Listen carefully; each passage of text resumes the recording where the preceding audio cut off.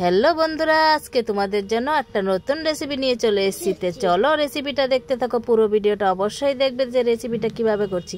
তো দেখো, পটল আর মাশরুম দিয়ে রেসিপিটা করবো। তো মাশরুম অনেকে অনেক রকমভাবে খেয়েছো, অনেকে পেঁয়াজ রসুন দিয়েও খেয়েছো, তবে নিরামিষ রেসিপিটা অবশ্যই করে খেয়ে দেখবে।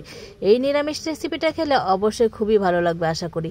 তো চলো আগে পটলটা ভালো করে ছুলে নিতে হবে, যেহেতু এখন পটল ভিতরে অনেকটা বিচি হয়ে গেছে, তবে এটাতে খুব একটা বিচি ছিল না, বেশ ভালোই ছিল।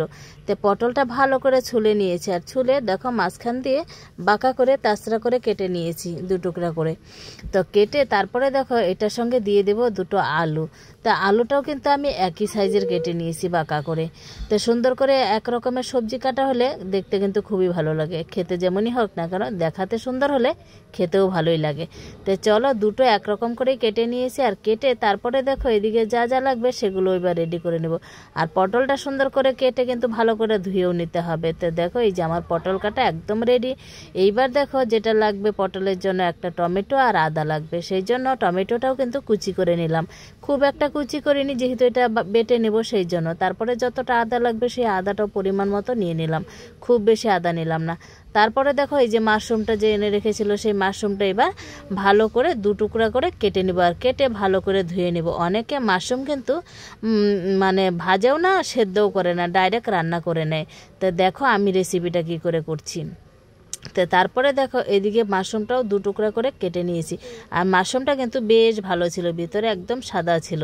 আর কিছু কিছু মাশরুম আছে দেখবে ভেতরে অনেকটা কালো থাকে, তো এটা বেশ সুন্দর ছিল। তারপরে দেখো মাশরুম টাশরুম সমস্ত কিছু ধোয়া হয়ে গেছে, আর এদিকে দেখো জল বসিয়ে দিয়েছি। আর জলটা বসিয়ে ভাবছি গ্যাসটা জ্বালানো আছে, আর গ্যাসটা কিন্তু বন্ধ হয়ে গেছিলো। তারপরে গ্যাসটাও জ্বালিয়ে দিলাম, আর জ্বালিয়ে তারপরে দেখো মাশরুমটা একটু হলুদ দিয়ে সেদ্ধ করে নিব। আর তোমরাও কিন্তু হলুদ দিয়ে সেদ্ধ করে নিবে, আর হলুদ দিয়ে সেদ্ধ করলে মাশরুমটা বেশ ভালো হবে। দেখো মাশরুম কিন্তু প্রায় সেদ্ধ বসিয়ে দিয়েছি, এবার একটুখানি হলুদ দিয়ে দেব। আর হলুদ দিয়ে যেই মাশরুমটা একটু ফুটে আসবো তখনই কিন্তু নামিয়ে নেব। আর এইদিকে দেখো আমি মশলার জন্য মিক্সার মেশিনটা নিয়ে নিয়েছি, আর নিয়ে দেখো টমেটো আর আদাটা ধুয়ে রেখেছিলাম সেটা এবার মিক্সার মেশিনে দিয়ে দিলাম। তারপরে দেখো এদিকে যেটা লাগবে কাজু লাগবে, আর যেটা চালমগজ কিন্তু আমার ছিল না, চালমগজ কিন্তু অবশ্যই দেবে থাকলে। আমার যেহেতু ছিল না তার জন্য কিন্তু কাজু, আর এটা হচ্ছে সাদা তিল। আর তিলটা খাওয়া কিন্তু খুবই ভালো, তাই আমার তিল ছিল, তাই অল্পখানি তিলটাই দিয়ে দিলাম।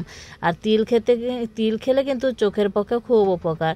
তো দেখো এইদিকে কিন্তু মশলাটা আমি বেটে রেডি করে নিলাম, আর এইদিকে মাশরুমটাও সেদ্ধ হয়ে গেছে। দেখো কত সুন্দর সেদ্ধ হয়ে গেছে।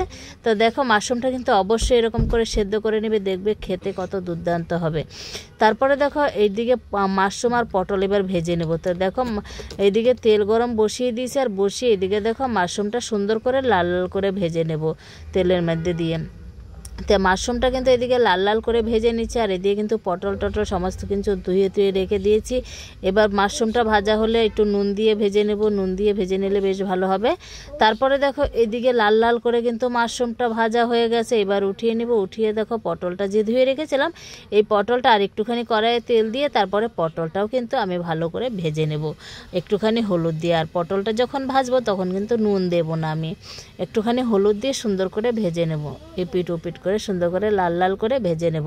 তো তোমরাও কিন্তু এভাবে আলাদা আলাদা করে ভেজে নেবে, খুবই ভালো লাগবে।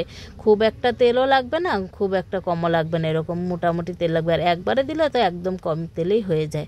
তো আমি কিন্তু সুন্দর করে দেখো লাল লাল করে ভেজে নিয়েছি, আর কড়াইটাও কিন্তু একটু লাল হয়ে গেছে। তো যাই হোক এই কড়াইয়ে কিন্তু আমি আরেকটু তেল দিয়ে দেবো, কড়াইটা আর ধোবো না যেহেতু তেলের কড়াই। তো আরেকটু তেল দিয়ে দিলাম, দিয়ে তারপর দেখো একটা শুকনো লঙ্কা দিয়ে দিলাম, আর শুকনো লঙ্কা দেওয়ার পরে তারপরে দিয়ে দিলাম গোটা জিরে, আর দেবে একটুখানি হিং। আমার খুব একটু হিং ছিল না, একটুখানি হিং ছিল তাই দিয়ে দিলাম। আর হিংটা দিলে তো টেস্টটাই আলাদা হয়।